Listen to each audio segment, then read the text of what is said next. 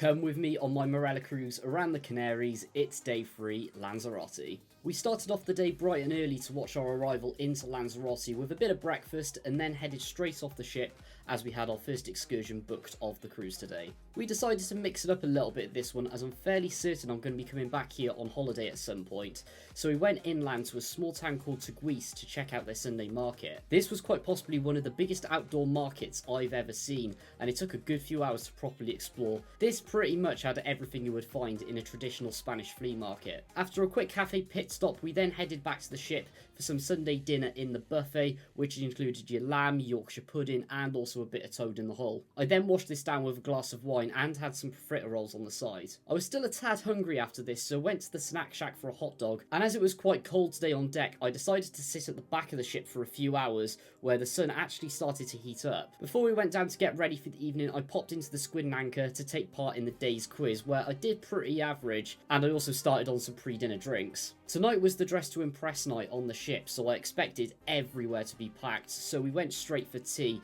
Tonight there's only one menu in the main dining room, where it was a little bit elevated from the rest of the week. So to start, I went for the French onion soup, and then moved on to the beef Wellington. For the main, I had this medium rare, and then ended off with this chocolate dessert, and honestly I cannot remember for the life of me what this was called. After the best meal of the cruise so far, I went over to aperitif for a few post-tea drinks, and then went up to Indigo for the rest of the night. For the first time in 5 cruises, we actually struggled to get a seat in here, even with this being the largest Indigo bar out of all the Marella fleet. Tonight's entertainment in Indigo included a few performances from the house band, where we sort of rotated by watching them and going into the casino for a little bit of a flutter, and then sort of hovered around here until the early hours of the morning, where we then popped into the Squid and Anchor to have a quick nose, which was absolutely dead tonight, and then took some drinks back to the cabin to finish off the night. And yes, another fantastic towel out with the Marella chocolates from my cabin stewards. We were also then given a little spoiler when collecting some water with what the ship was going to be like overnight and tomorrow for our sea day.